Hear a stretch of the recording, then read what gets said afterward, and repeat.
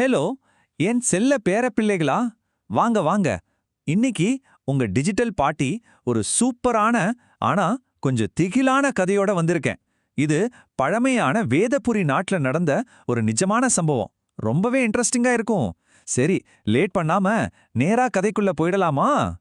இந்த வேதபுரி நாட்ட ஒரு ராஜா ஆட்சி செஞ்சுட்டு வந்தாருப்பா. அவருக்கு ஒரு ஸ்பெஷலான பரிசு கிடைச்சது. என்ன தெரியுமா? ஒரு கியூட்டான குரங்கு.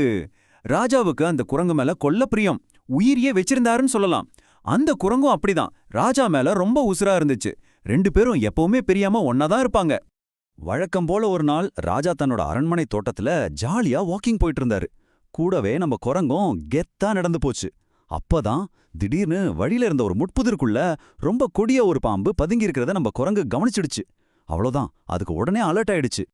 அந்த குரங்கு சும்மா இல்லப்பா, உடனே பாஞ்சு போய் அந்த பாம்பு இருக்கிற இடத்த ராஜாவுக்கு காட்டுச்சு. அது மட்டுமா, அந்த பாம்பு ராஜாவை சீண்டி கடிக்கிறதுக்கு முன்னாடியே தன்னோட உயிரை பத்தி கூட கவலைப்படாம துணிச்சலா சண்டை போட்டு அந்த பாம்பை அடிச்சு கொன்னே போட்டுது. ராஜாவுக்கு அப்ப எவ்வளவு சந்தோஷமா இருந்திருக்கும் யோசிச்சு பாருங்க. தான் உசிரே காப்பாத்தின குரங்கு மேல அவருக்கு பாசம் இன்னும் பல மடங்கு அதிகமாயிடுச்சு. இந்த விஸ்வாசத்தை பார்த்த ராஜா ஒரு தடாலடி முடிவு பண்ணிட்டாரு. அந்த குரங்கையே தன்னோட பர்சனல் பாடிகார்டா, அதாவது தனிப்பட்ட பாதுகாவலனை ஆக்கிட்டாரு. இத கேட்ட மந்திரிங்களுக்கெல்லாம் அப்படியே பகீர்னு ஆயிடுச்சு. அவங்க பதறி போய் ராஜா கிட்ட, அரசே, என்னதான் இருந்தாலும் அது ஒரு வாயில்லா ஜீவன். மனுஷங்க மாதிரி அதுக்கு பகுத்தறிவோ எந்த நேரத்துல என்ன முடிவெடுக்கணுங்கிற திறமையும் இருக்காதே. தயவு செஞ்சு இந்த விபரீத முடிவை மாத்திக்கோங்க அப்படின்னு ரொம்ப கெஞ்சி கேட்டாங்க. ஆனா நம்ம ராஜா கேப்பாரா என்ன? அவர் தன்னோட முடிவுல ரொம்பவே பிடிவாதமா இருந்தாரு. எனக்கு இதெல்லாம் தேவையில்ல. ஒரு பாதுகாவலனுக்கு விசுவாசமும் என் மேல இருக்கிற பாசமும் தான் முக்கியம். அது என் குரங்கு கிட்ட கொஞ்சம் நஞ்சம் இல்ல, நிறையவே இருக்கு. எனக்கு எந்த மனுஷங்களும் வேண்டாம், இந்த குரங்கே போதும் அப்படின்னு மந்திரிங்க சொன்ன நல்ல அட்வைஸ கொஞ்சம் கூட காது கொடுத்து கேட்கவே இல்ல. சரி, அன்னையிலிருந்து அந்த குரங்கு ராஜாவோட நிழல் மாறியே எப்பவும் கூடவே சுத்திட்டு இருந்துச்சு. ஒரு நாள் மதியம் ராஜாவுக்கு ரொம்ப டயர்டாயிடுச்சு. அவரு குரங்கு கிட்ட, எனக்கு நல்லா தூக்கம் வருது, நான் கொஞ்ச நேரம் ரெஸ்ட் எடுக்க போறேன். என்னை யாரும் டிஸ்டர்ப் பண்ணாம நீதான் பத்திரமா பாத்துக்கோ அப்படின்னு சொல்லிட்டு நிம்மதியா தூங்க ஆரம்பிச்சாரு. குரங்கும் ரொம்ப கெத்தா பக்கத்திலே உட்காந்து காவல் காத்துக்கிட்டு இருந்துச்சு. இப்பதான் கதையில ஒரு குட்டி வில்லன் என்ட்ரி ஆறான். வேற யாரும் இல்ல, ஒரு சின்ன ஈ. எங்கிருந்தும் வந்த அந்த ஈ நேரா போய் நல்ல கொரட்டை விட்டு தூங்கிட்டு இருக்கிற ராஜாவோட காதுகிட்ட ஜொயிங்குன்னு சத்தம் போட்டு ரொம்ப தொந்தரவு பண்ண ஆரம்பிச்சுது. தன்னோட ராஜாவை டிஸ்டர்ப் பண்றத பார்த்த குரங்கு சும்மா விடுமா? அதுக்கு பயங்கரமா கோவம் வந்துச்சு. உடனே ஷூ ஷூ அப்படின்னு கைய வீசி அந்த ஈய துரத்தி விட்டுச்சு. ஆனா அந்த ஈ அவ்வளோ சீக்கிரம் பேக்கப் ஆகுமா என்ன? கொஞ்ச நேரம் கழிச்சு மறுபடியும் ராஜாவே சுத்தி சுத்தி வந்து உட்கார்ந்துருச்சு. இப்போ குரங்குக்கு டென்ஷன் உச்சிக்கு ஏறிடுச்சு. ரொம்ப ஆவேசமாயிடுச்சு.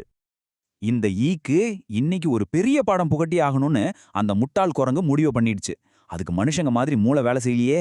உடனே அங்க இருந்த ராஜாவோட ரொம்ப கூர்மையான கனமான ஒரு பெரிய வாளை தூக்கி தன்னோட கையில வச்சுக்கிட்டு வெயிட் பண்ணுச்சு. ஈ மட்டும் இந்த தடவை வரட்டும், ஒரே போடா போட்டு 2 துண்டாக்கிடணும்னு நினைச்சது. இப்ப சொல்லுங்க என் செல்லங்களா, அந்த ஈ இப்போ நேரா வந்து நல்லா தூங்கிட்டு இருக்கிற ராஜாவோட கழுத்து மேலேயே உட்கார்ந்துருச்சு. கூர்மையான வாளோட வெறித்தனமா காத்திருக்கிற அந்த முட்டாள் குரங்கு இப்ப என்ன பண்ணும்? ஜஸ்ட் கொஞ்சம் யோசிச்சு பாருங்க. நினைக்கும் போதே ரொம்ப பதப்பதப்பா இருக்குல்ல? அந்த குரங்கு கொஞ்சம் கூட யோசிக்கவே இல்லப்பா. கையில இருந்த வாளை ஓங்கி ஈய ஒரே வெட்டா வெட்டிடுச்சு. ஆனா ஐயோ, என்ன ஒரு பரிதாபம் பாருங்க. ஈ ரொம்ப ஈஸியா பறந்து தப்பிச்சிடுச்சு. ஆனா அந்த கூர்மையான வாள் பட்டு ராஜாவோட தலையே துண்டாகி போச்சு.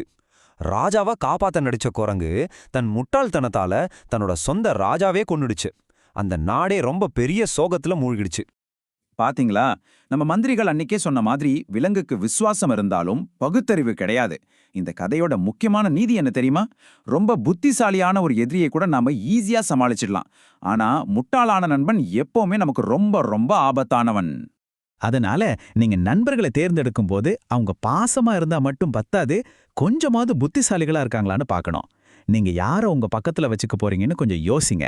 சரி கண்ணுங்களா, இந்த கதை உங்களுக்கு கண்டிப்பா பிடிச்சிருக்கும்னு நினைக்கிறேன். இது போல இன்னும் நிறைய சுவாரஸ்யமான கதைகளை கேட்க லைக் பண்ணுங்க, ஷேர் பண்ணுங்க, முக்கியமா நம்ம டிஜிட்டல் பாட்டிக்கு சப்ஸ்கிரைப் பண்ணுங்க.